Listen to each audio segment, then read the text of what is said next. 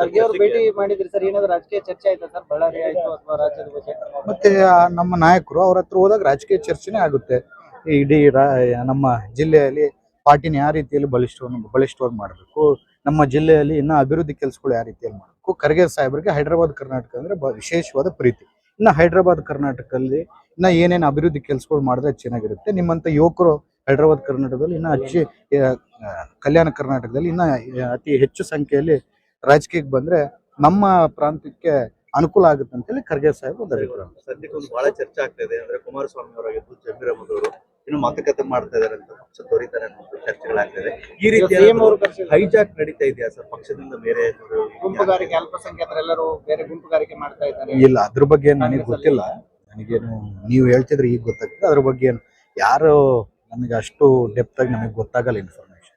ಮೊದಲ ಬಾರಿ ಶಾಸಕರು ಗೆದ್ದವರಿಗೆ ಪರಿಗಣಿಸಬೇಕು ಅಂತ ಕೂಡ ತಾವೇನು ಕೊಟ್ಟಿದ್ರಿ? ಹೈಕಮಾಂಡ್ ಏನಾದ್ರು ಭರವಸೆ ಕೊಟ್ಟಿದೆ ಸರ್? ಇಲ್ಲ, ಭರವಸೆ ಏನು ಕೊಡ್ಲಿಲ್ಲ. ನಾವು ಕೇಳಿದ್ದು ಸತ್ಯ ಇದೆ, ಕೇಳೋದ್ರಲ್ಲಿ ತಪ್ಪು ಇಲ್ಲ. ಯಾಕಂದ್ರೆ ಮೊದಲ ಬಾರಿ ಆದಂತ ಶಾಸಕರಲ್ಲಿ ಕೂಡ ಬಹಳಷ್ಟು ಮಂದಿ ಕಷ್ಟ ಬೀಳೋ ತತ್ವವನ್ನು ಹೊಂದಿದ್ದಂಥವ್ರು ಬಹಳಷ್ಟು ಮಂದಿ ಇದ್ದಾರೆ. ಅಂತವ್ರು ಮೊದಲ ಬಾರಿ ಆದಂಥವ್ರು, ಯಾಕಂದ್ರೆ ಮೊದಲ ಬಾರಿ ಗೆದ್ದಂಥವ್ರು ಬೇರೆ ಬೇರೆ ಕಡೆ ಮಂತ್ರಿಗಳು, ಮುಖ್ಯಮಂತ್ರಿಗಳು ಕೂಡ ಆಗಿದ್ದಂಥ ಸಂದರ್ಭ ಇದೆ.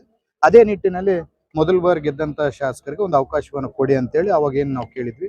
ನಮ್ಮ ಮೊದಲ ಬಾರಿ ಗೆದ್ದಂಥವ್ರದಲ್ಲಿ ಯಾರಿಗೆ ಆಪ್ಟ್ ಪರ್ಸನ್ಸ್ ಇರ್ತಾರೋ ಅಂಥವ್ರಿಗೆ ಕೊಟ್ರೆ ಪಕ್ಷಕ್ಕೆ ಕೂಡ ಅನುಕೂಲ ಆಗುತ್ತೆ ಅಂತೇಳಿ ಒಂದು ರಿಕ್ವೆಸ್ಟ್ ಮಾಡಿದ್ವಿ. ಸರ್, ಈಗ ಬಳ್ಳಾರಿಯಲ್ಲಿ ನೀರಿನ ಸಮಸ್ಯೆ ಬಹಳ ಇದೆ. 15 ದಿವಸಕ್ಕೊಮ್ಮೆ ನೀರು ಬರೋದು. ಇಲ್ಲ, ಬಳ್ಳಾರಿಯಲ್ಲಿ ಇಷ್ಟಕ್ಕೆ ಮುಂಚೆ ಏನಾಗಿತ್ತು, ಡ್ಯಾಮ್ ಗೇಟ್ಸ್ ಏನು ರಿನೋವೇಷನ್ ಇದು ಹೊಸವಾಗಿ ಮಾಡ್ಬೇಕಂತದಕ್ಕೋಸ್ಕರ ನಾವು ನೀರು ತಗೊಳಕ್ ಆಗಿರ್ಲಿಲ್ಲ.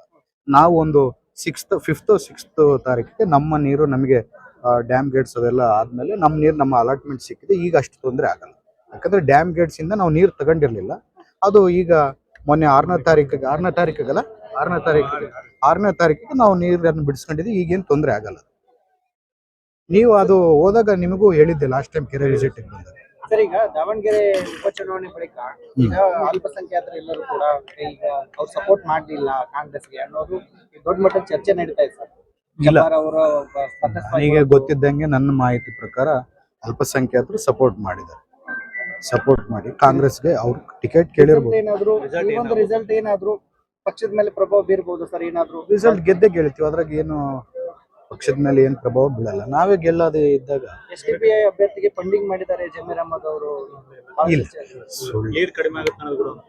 If you like this video, ಬೇಗ ಲೈಕ್ ಮಾಡಿ, ಕಾಮೆಂಟ್ ಮಾಡಿ, ಶೇರ್ ಮಾಡಿ ಹಾಗೂ ಯೋಯೋ ಟಿವಿ ಕನ್ನಡವನ್ನು ಸಬ್ಸ್ಕ್ರೈಬ್ ಮಾಡಿ.